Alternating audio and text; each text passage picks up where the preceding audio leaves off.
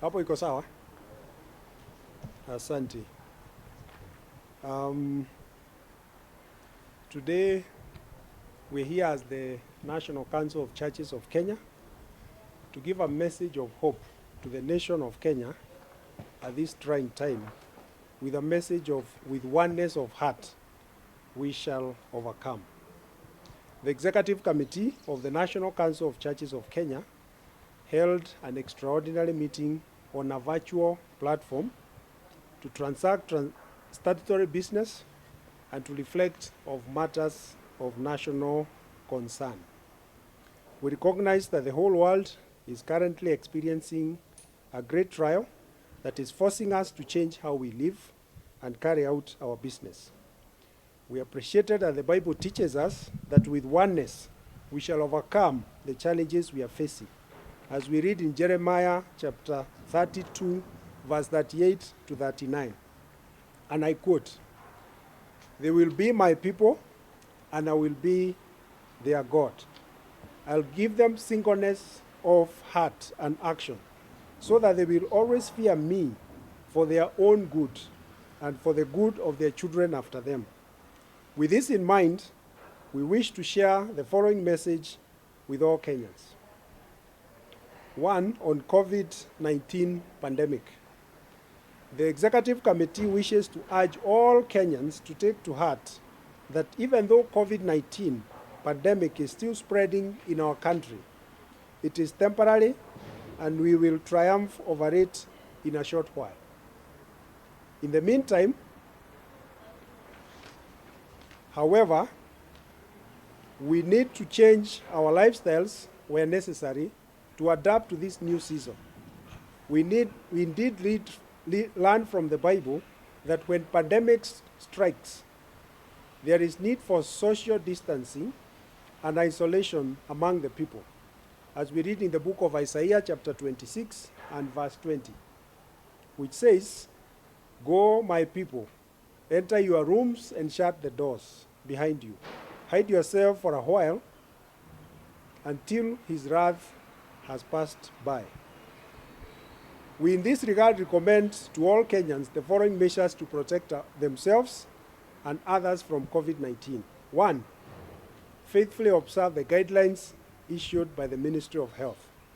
That is to ensure we wash our hands with soap frequently, use alcohol-based sanitizers, wear face mask every time you are outside your home, keep a distance of at least 4 feet from other people, and work from home as much as possible.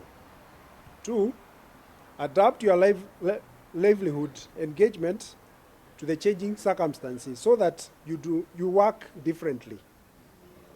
Three, realize that COVID-19 is coming home to our communities. The government of Kenya is rolling out the home-based care for those who test positive but do not have symptoms. Please read and understand the home-based care guidelines that will be issued by the Ministry of Health so that you are ready to use your household as a place for isolating some of those COVID-affected persons. Number four, enhance your farming engagements by setting up gardens and harnessing irrigation in view of the anticipated food shortages. On its part, we urge the government to put in place subsidies to support farmers countrywide.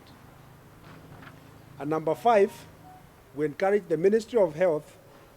We recommend that the Ministry of Health adopts the Cuban model of care so as to ensure a successful home-based care framework and protocol. In Cuba, the model is more emphasis on prevention.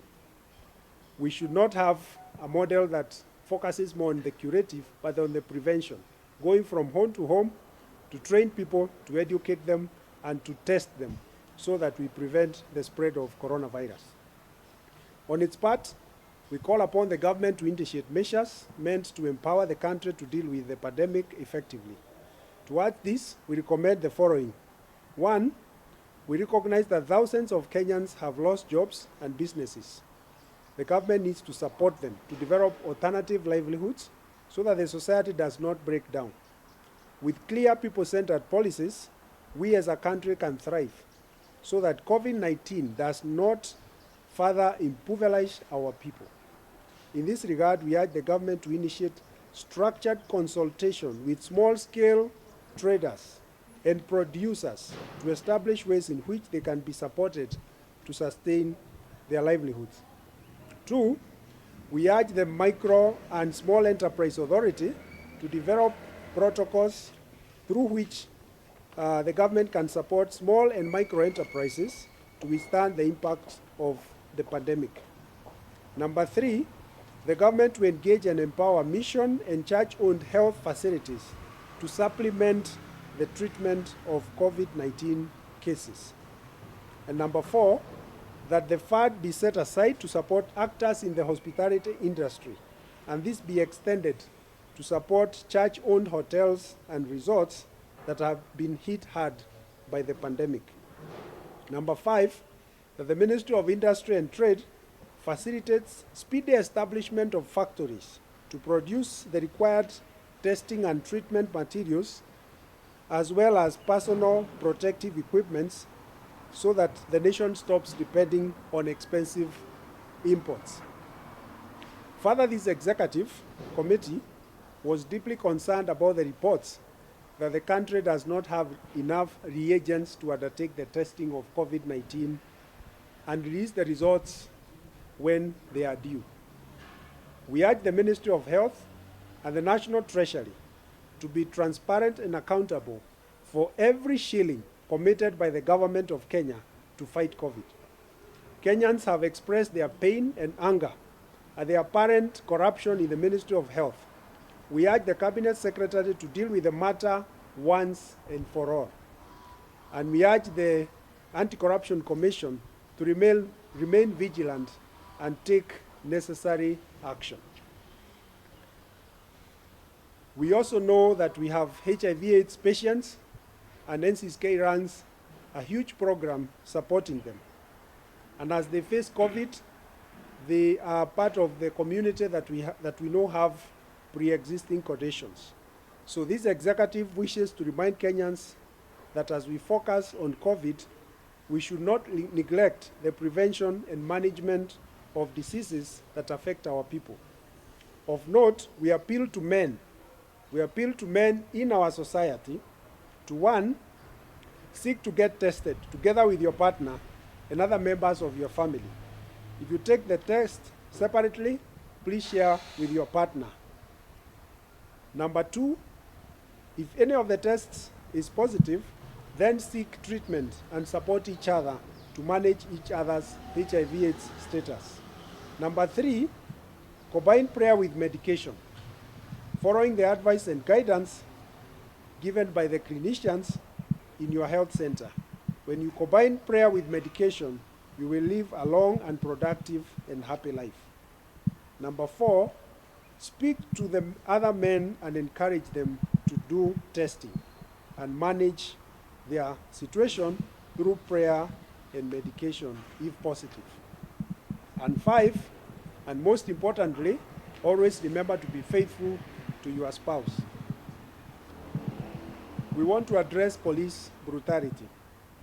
This executive committee was disturbed by reports that the National Police Service officers have killed not less than 15 Kenyans in the name of enforcing COVID regulations. This is unacceptable and unbiblical.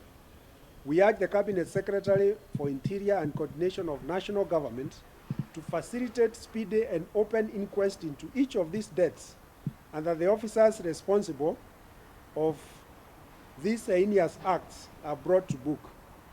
Alongside this, the officers who have physically assaulted citizens should be held personally responsible, prosecuted, and punished. On reopening of churches, this executive committee recognizes that some sections of our society have recommended the reopening of places of worship and schools. However, pandemic progression models indicate that such a move would be tragic at this time.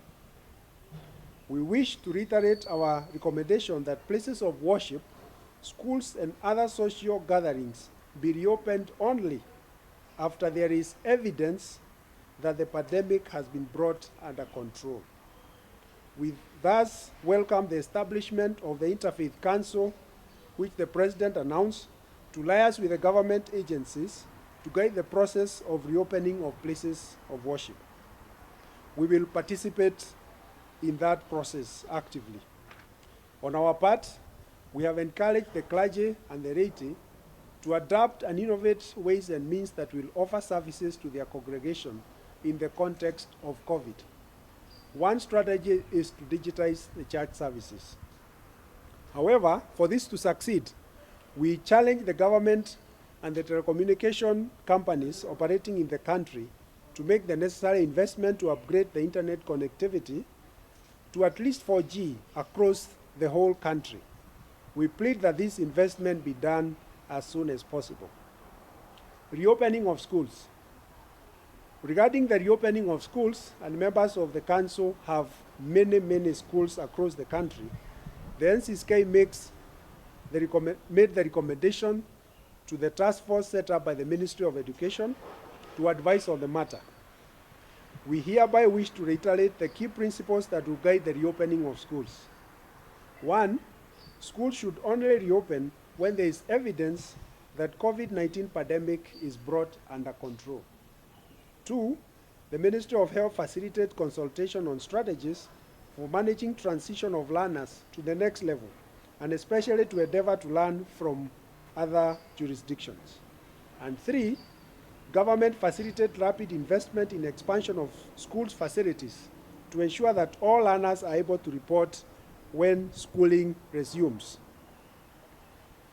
Number 4, the government increases capitation to cover all learners, regardless of whether they are in public schools or private schools. And number 5, the government hires more teachers to cater for the expected increase in number of learners. On state of the nation, the Executive Committee recalls that the Council has been at the forefront on the fight for reform, renewal, and rebirth of Kenya. We recall that on February 27, 2019, the Council recommended that some sections of the Constitution of Kenya needed to be amended. At the time, we detailed 33 articles in the Constitution that requires to be amended. I will highlight just 3 points. 1 is Article 2 to safeguard the sovereignty of the people. The sovereignty of the people. Number 2 is Article 97 and Article 98 to reduce the number of constituencies to 190 and to establish the position of the official leader of the opposition in the National Assembly and the Senate. And 3, amendment to Article 130, 131, 150, 152, and 153 to introduce the positions of the Prime Minister and Deputy Prime Ministers and their responsibilities. We appreciate that different actors across the country have recognized the need to review the Constitution 2010. Once again, we guide that the Constitution review process must be people-focused and people-driven and guided by 3 key principles. 1, we must have a cohesive referendum that will bring Kenyans together, not one that will render them asunder. 2, have amendments that will create an inclusive government, an inclusive system of government, not one without leaving, let me repeat that, have amendments that will create an inclusive system of government in which no one is left behind. And number 3, have amendments that will create a vibrant and dignified opposition to hold the government to account. To this end, we urge the Constitution review process to be formalized, structured, and anchored in law.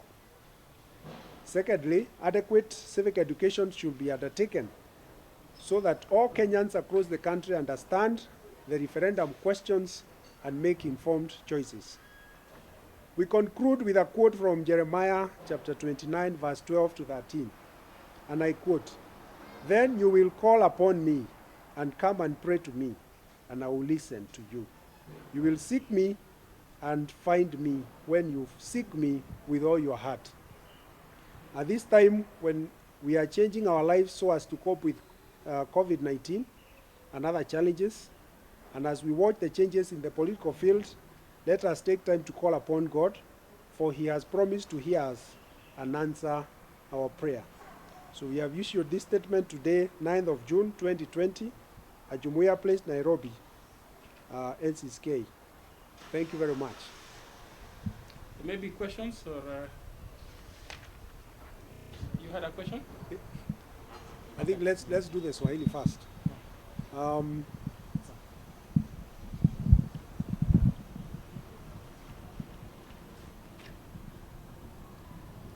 Tutafanya habari hii kwa mustasari.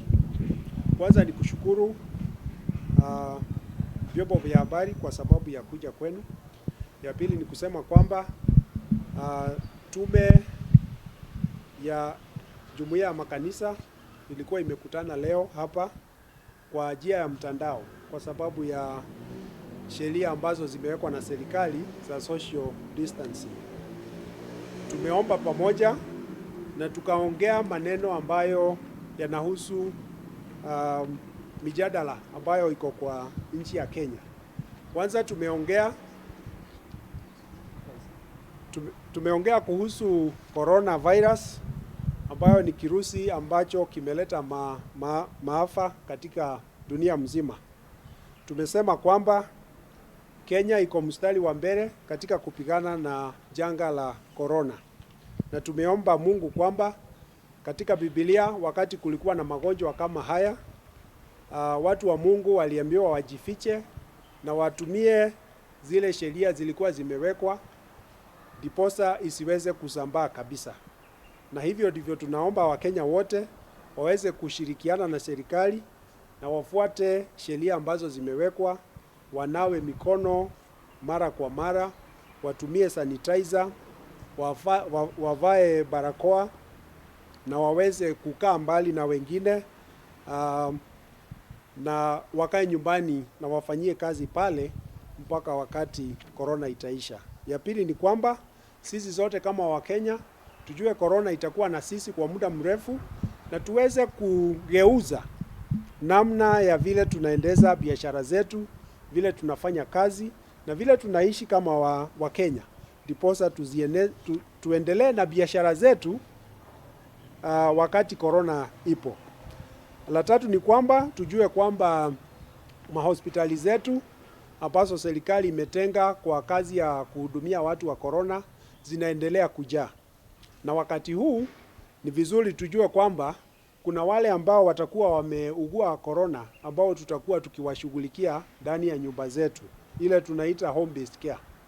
Tunaomba wananchi waweze kuelewa zile sheria ambazo zimewekwa katika hiyo protocol ama sheria ya kutunza wagonjwa nyumbani zetu, na wakiweza kuyasoma waweze kuelimisha wenzao.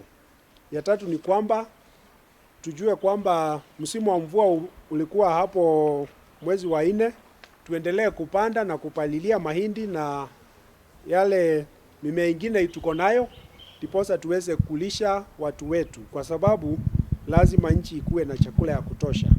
Na ya tano pia tuangalie ile model ama njia mwafaka za kuzuia ugonjwa wa corona diposa tusiwe na watu wengi ambao wanagonjeka.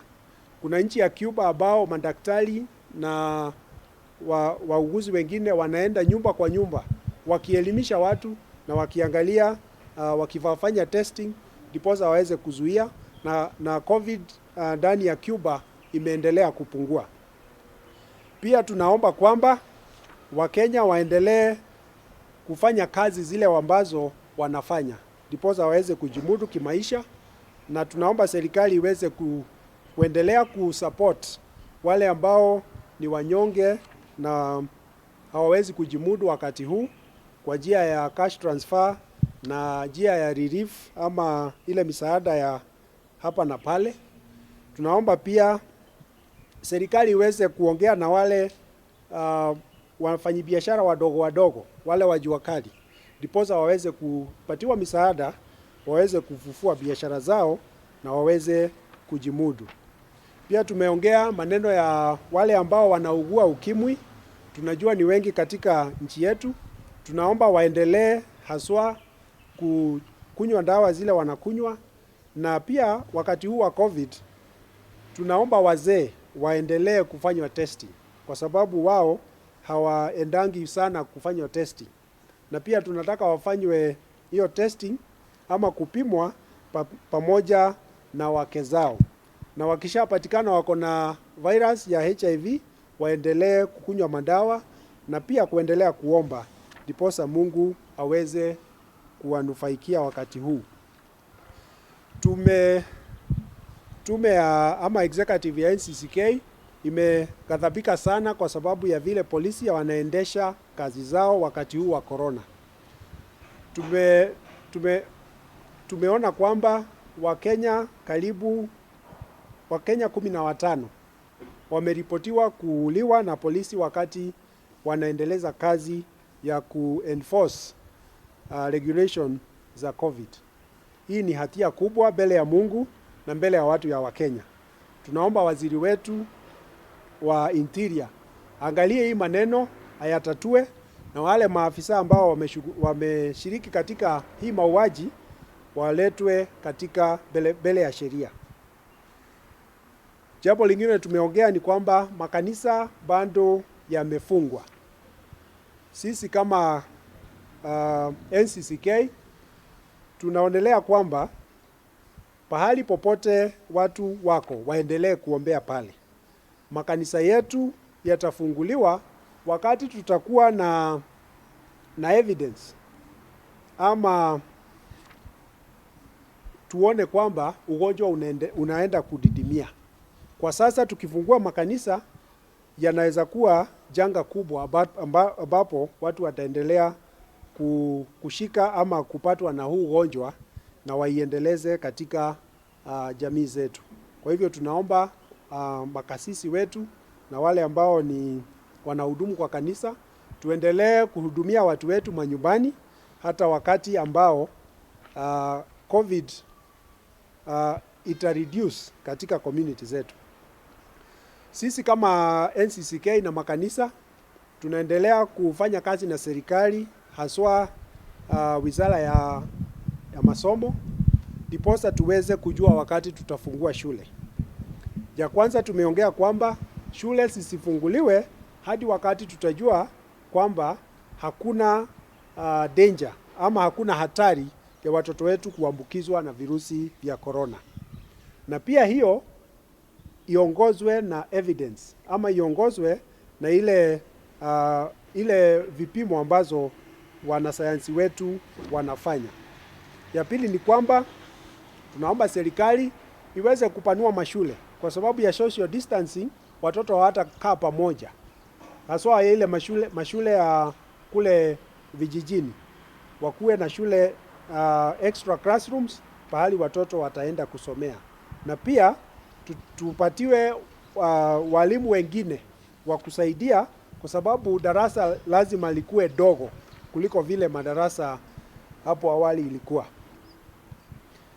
Pia tumeongea maneno ya nchi yetu na ile siasa ambayo tunaona inachapwa kila siku na wanasiasa wetu. Sisi kama NCCK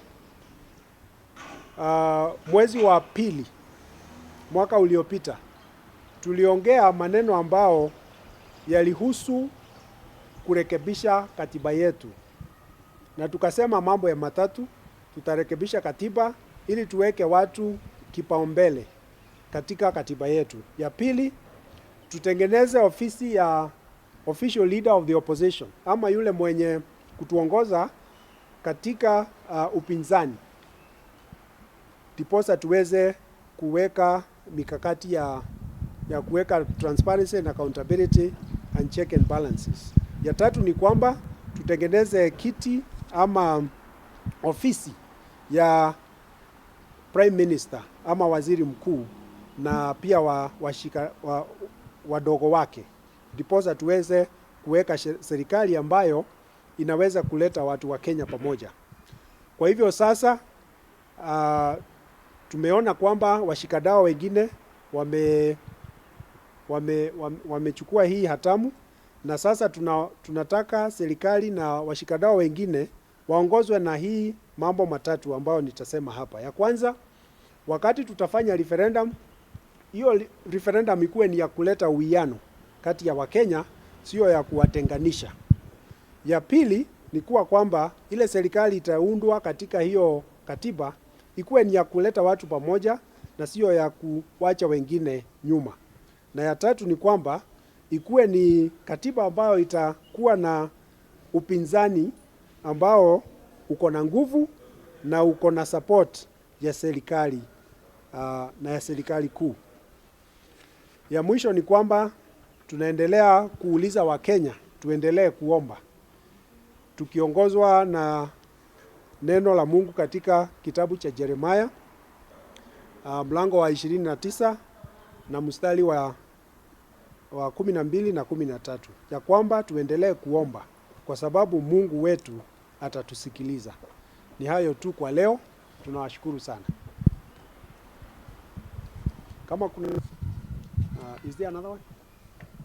Maybe one. They can come up to it. Mm-hmm. Just maybe a comment on the ongoing political parties war in the country. Swahili or English? I do English. Thank you very much for that question. First, we have participated in consultations with the government of Kenya and among ourselves as clergy to assess the situation of COVID with a view of reopening churches. And we all came to one conclusion, that we want to reopen churches. But we said, this is not the time for us to reopen the churches. There is no country that has reopened their churches when their cases are going up. Churches will be reopened when the cases are going down. Number two, churches ask for time to prepare themselves because of social distances and other requirements, so that they prepare themselves. So we are still in consultation among ourselves and with government, and at an appropriate time, we will reopen the churches.